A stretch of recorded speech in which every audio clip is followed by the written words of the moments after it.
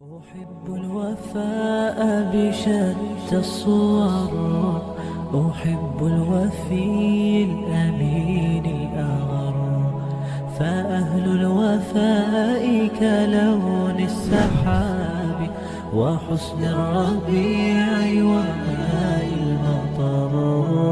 أحب الوفاء بشتى الصور، أحب الوفي الأمين الأغر، فأهل الوفاء.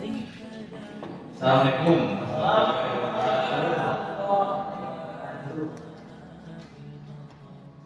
Gimana kabarnya? Alhamdulillah. Gimana materi kemarin sudah Anda baca-baca dulu sebelum kita mulai sesuai janji anak? Oke, bismillahirrahmanirrahim. Assalamualaikum warahmatullahi wabarakatuh. Waalaikumsalam warahmatullahi wabarakatuh. Kali ini kita pertemuan pertama. Kita berjumpa lagi di semester 3 mata kuliah pengantar statistik. Nah, ada yang tahu apa itu statistik? Sudah ada yang tahu. Nah, Haji gimana? Mungkin ingin memberikan penjelasan. Statistik itu bidang ilmu yang mempelajari tentang pengumpulan data, analisis data, penyajian data, hingga pengambilan kesimpulan untuk mengungkap pola dan suatu tren tertentu. Nah, tepat. Statistik itu asal-asalnya dari kata statia, yaitu catatan administrasi pemerintah di Amerika Serikat. Bisa juga dalam bahasa Yunani, asal kata statistik yaitu stokos, yang berarti anak panah, sesuatu yang mengandung ketidakpastian. Jadi statistik itu adalah ilmu pasti yang tidak pasti. Kenapa disebut seperti itu? Jadi statistik itu ilmu pasti yang tidak pasti. Kenapa disebut seperti itu? Kita perlu statistik itu untuk menemukan suatu kesimpulan dari suatu permasalahan yang terjadi. Nah, kalau kita ingat kata statistik, ingat data. Kita ingat statistik, berarti isinya data-data. Ada apa aja sih di statistik? Ada yang namanya sampel, populasi, gitu. Nah, statistik adalah ilmu yang mempelajari cara pengumpulan data, pengolahan data, analisis data, sampai penyajian data sehingga data ini dapat diambil untuk data, sehingga menjadi informasi yang berguna bagi si pengambil keputusan. Apa sih manfaatnya statistik? Nah, statistik ini bermanfaat di segala bidang. Di bidang perusahaan akuntansi, di bidang keuangan, di bidang ekonomi, di bidang bisnis, di bidang pendidikan. Nah,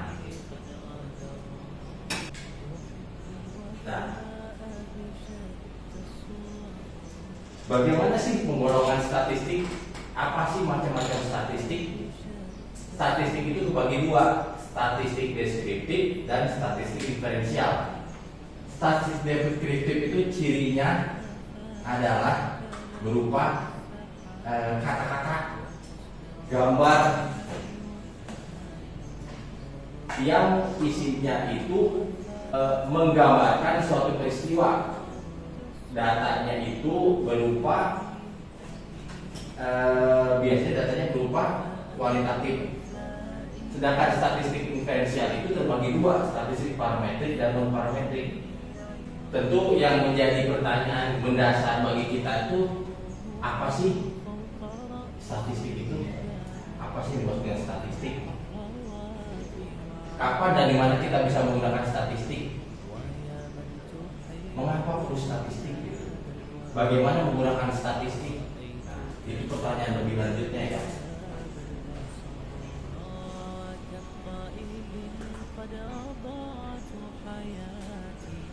Nah, statistik deskriptif itu adalah cirinya tidak dapat untuk kesimpulan luas atau tidak dapat digeneralisir menjadi kesimpulan luas. Adapun pengertian statistik diferensial itu untuk menggeneralisir populasi bersangkutan. Nah, kalau statistik diferensial dan deskriptif itu bedanya ketika statistik deskriptif itu tidak memerlukan hipotesis, tetapi kalau statistik diferensial itu harus menggunakan hipotesis. Perbedaan yang lain adalah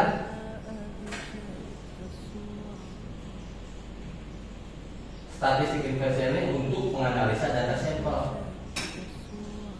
Nah, adapun statistik diferensial terbagi ke dalam dua, yaitu statistik parametrik dan statistik non parametrik. Statistik parametrik ini digunakan untuk data populasi yang berdistribusi normal. Contohnya dalam penelitian eksakta. Sedangkan statistik non parametrik ini untuk data populasi yang tidak berdistribusi normal. Contohnya penelitian ilmu sosial. Oke.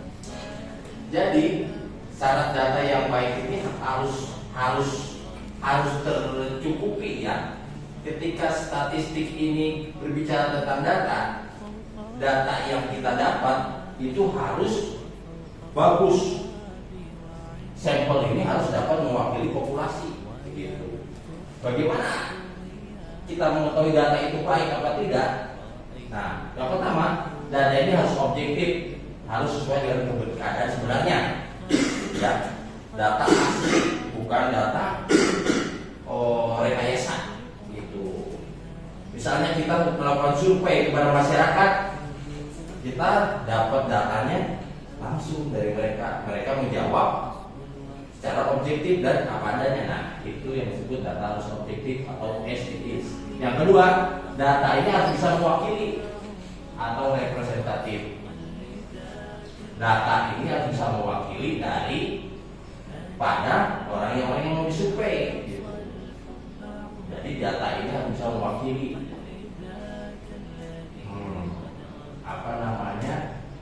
agar data ini dapat dikatakan data baik. Data ini harus bisa mewakili apa yang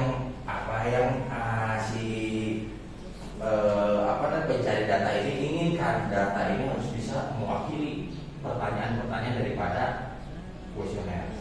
Yang ketiga, kesalahan baku atau standar error ini harus kecil.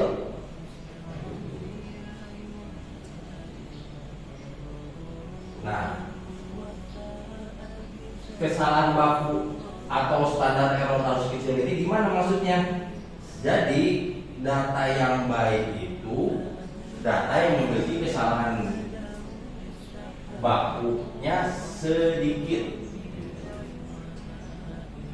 Nah, itu dikatakan data baik. Nah, kenapa kesalahan bakunya harus kecil?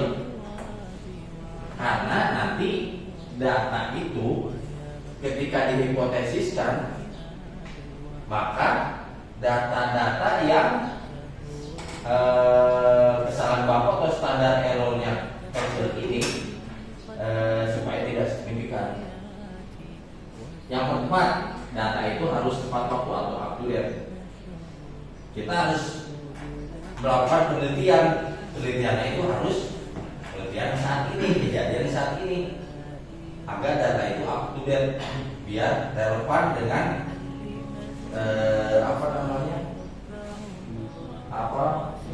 kejadian saat ini, begitu metodenya.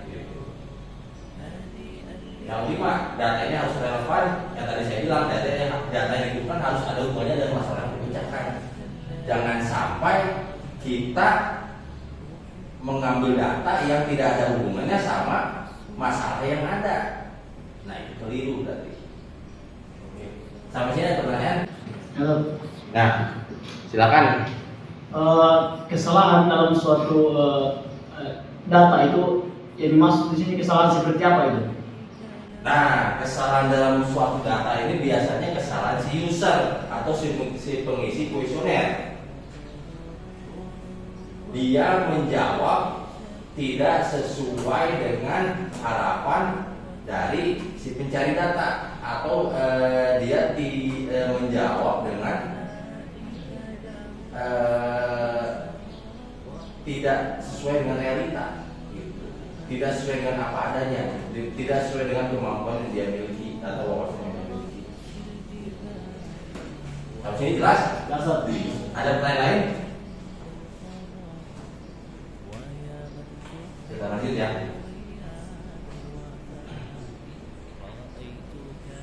Berikutnya kita akan masuk ke dalam materi data dan variabel.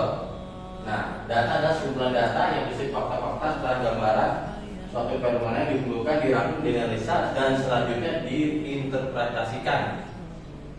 Ya, nah itu kalau antum tanya data itu adalah apa? Nah itu data ini bisa menjawab suatu permasalahan. Makanya kenapa orang itu kalau berdebat itu mana datanya?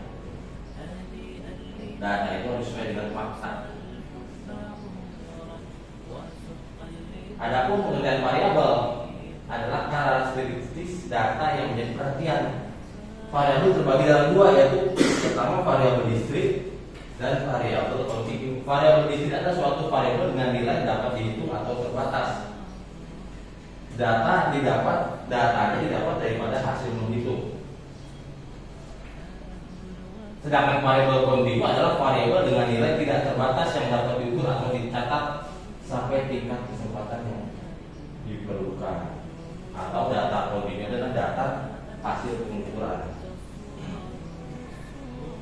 Nah, pengertian data menurut skala pengukuran yang pertama data nominal. Data nominal ini sifatnya hanya untuk membedakan antar kelompok. Contoh jenis kelamin, jurusan dalam suatu sekolah tinggi, misal jurusan manajemen atau akuntansi. Nah, ini sudah jelas, gampang membedakannya ya. Jenis kelamin udah ketahuan kalau laki-laki perempuan. Jurusan dalam suatu sekolah tinggi bisa manajemen, akuntansi, tarbiyah, usuluddin, IAT, perbankan syariah. Nah, ada data yang kedua adalah data ordinal. Apa itu data ordinal? Data ordinal ini memiliki sifat data nominal. Dia menunjukkan peringkat, tapi tak dapat dijumlah, dibagi, dan dikali. Contohnya adalah tingkat pendidikan SD, SMP, SMA. Skala perusahaan besar, sedang, kecil. Nah, data yang ketiga adalah data interval. Data interval ini selain memiliki sifat data ordinal, juga memiliki sifat interval antara observasi dinyatakan dalam unit pengukuran yang tetap, dapat dijumlah, dibagi, dan dikali. Cirinya adalah jaraknya yang sama. Contohnya temperatur.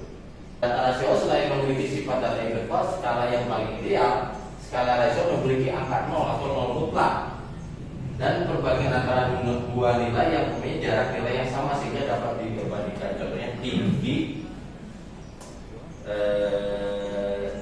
tinggi badan, berat badan, waktu, dan panjang. Sampai sini ada yang ingin bertanya? Haji, Ervan, teman-temannya udah pada paham ya? Insya Allah paham ya. Nah, tadi adalah jenis data menurut sifatnya. Ada data kualitatif dan kuantitatif. Data kualitatif ini apa sih? Data kualitatif itu ciri mudahnya itu tidak berupa angka atau skor atau nilai. رأيتك تهوى غياب البصر كم قائل قد أضعت حياتي وفيا لأجل هناء البشر. Oke, sampai di sini ada pertanyaan?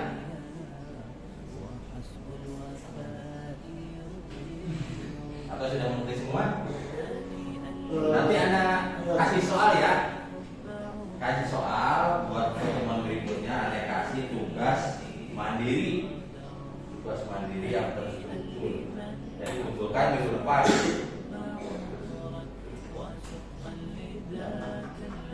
Masing-masing membuat rangkuman atau review dari